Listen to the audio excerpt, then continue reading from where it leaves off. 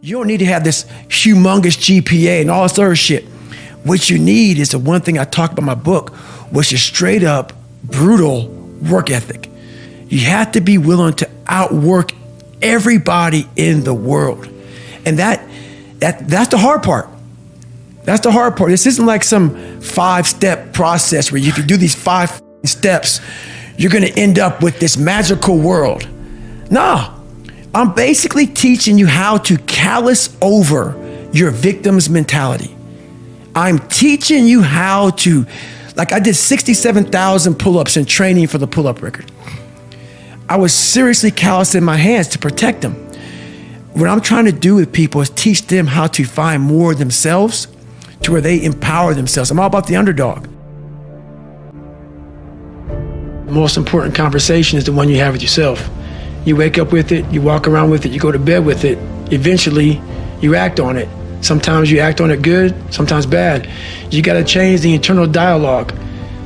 That person in your head that's talking that shit to you, until you change the internal dialogue in your head, until you callous over the victim's mentality, that the world is out to get you because of you are the only, you gotta change that shit, man. Yeah, but you don't understand my life, David. Yeah, I do. So that's the thing about it. And that's why I can talk about it. But yeah, I get what you're saying.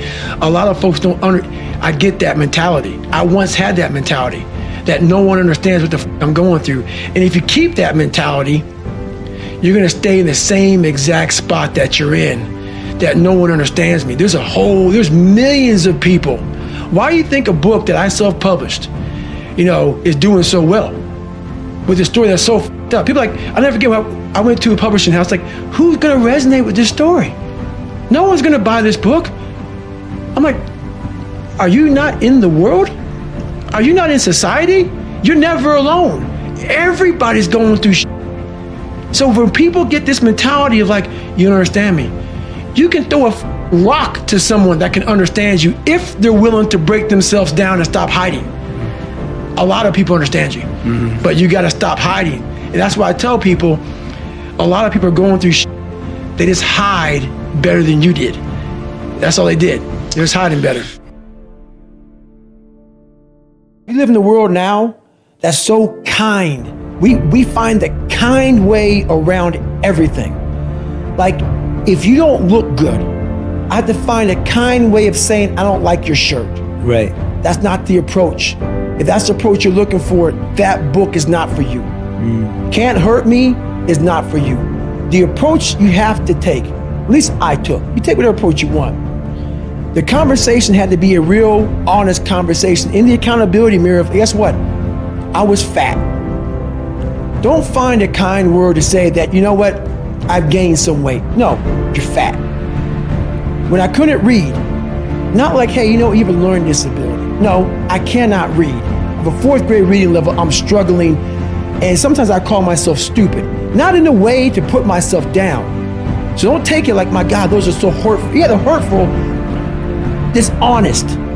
The conversation has to become an honest conversation of where you're at mentally. Where am I at mentally? I look like shit. I feel like shit. I'm falling behind in school. I'm lazy. My house is a mess. You have to look at what it is and call it what it is.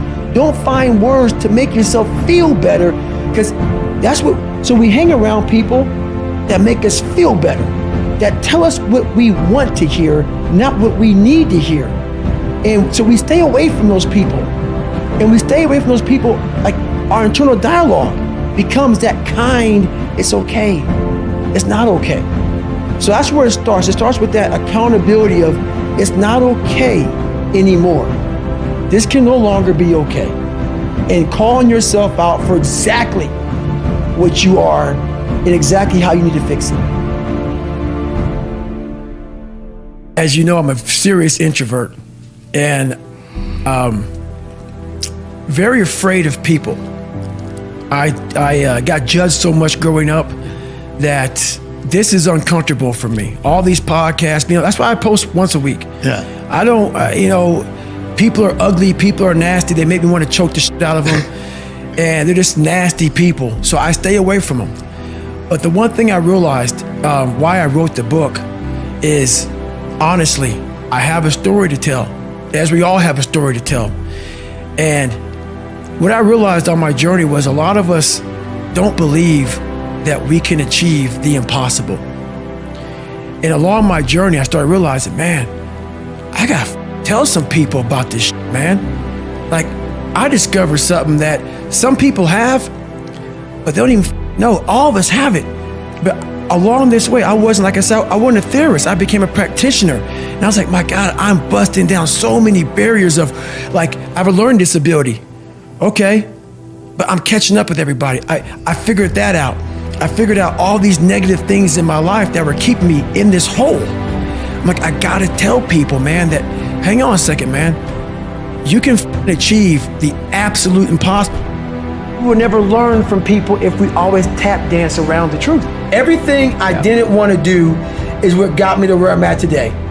You are pretty good about celebrating the victories along the way and celebrating yourself. I talk about it with my fiance every single day. I talked about it with her 2 hours today. I said, we are grinding so hard that we are losing the vantage point of what we have accomplished today. We got podcast, interview, flying, do this, do that. I'm like, stop. It's just me and you in this mom and pop thing that we're doing. Look at where this book is at right now. It's crazy. Look how many people we're touching. Shut up and just think for a second. Let's stop. Because all we did was talk about this and this. We gotta keep, I don't know. Enjoy this for a second. We have to take time and realize what we've accomplished here. That's an evolution for you, man. Huge, but that's a very different David Goggins than even from a couple of years ago. Huge, because you have to, what is it all about? I'm gonna keep on grinding. That's not what I'm saying. What I'm saying though is you have to respect what you've done. Take a second, not live in it, not sit around and say, I'm good. Sit back and say, let me look at the vantage point now that I'm at. That's why you reset the vantage point. Get the tactical advantage. If you get the tactical advantage too quick and start fighting, you gotta take a second to take observation of where I'm at. What have I done? Am I in the right spot? I'm obviously in the right spot right now. Now we can go back to fighting. The world is so noisy. So my conversation now a lot of times is, my God, slow down. Mm-hmm. The world can take you here, be there, be everywhere. And I lose myself sometimes. So I catch myself in the airport. I catch myself in the plane while I'm writing stuff down. Okay, remember this, remember that. And I'll go, hey, hang on a second, Goggins. What got you here? This isn't what got you here. Slow the down. Go back to the quiet place of that dirty mirror in that $7 a month place you used to live in. That's where you grew. So that's what I'm constantly reminding myself of. Go back to your roots. Now, I'm not saying go back to hell, but I'm saying don't forget where you come from. As you start to explode out of the gate when you become someone, my conversation is, do not forget your roots. Do not forget your roots. Don't let this become so big that you lose yourself amongst the noise. Go back to the quietness of what made you successful. I used to hate people not liking me. One of the hardest things in the world for me at a young age was, my God, I just want to fit in. I want to fit in. I want you to like me. So that's a horrible place to be in life, because you lose yourself. When you want to fit in with people so badly, normal people, no better than you. You do whatever you can to fit in.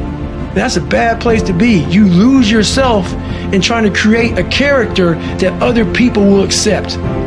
And that's where I found a lot of joy. Man, this is God. This is me. I speak in the third person. I got some going on. I'm still working on myself. Take it or leave it. You don't like me? Take a number and get in line, man. The motivation when people are losing, all these people who come out here and talk about how great they are, and I see it all the time, makes me sick, man. Get real with yourself. People cannot relate to you, man. You are unrelatable. When you come out here and say, hey, man, I'm the baddest to ever live. Okay, great. Well, what am I gonna learn from you? You learn from people who are willing to tell you, this is where I started from. This is how much I fell on my ass. This is how bad I used to really be. I still have those moments because why? You're human. We're all jacked up, man. We're all jacked up. And that's what makes my story relatable.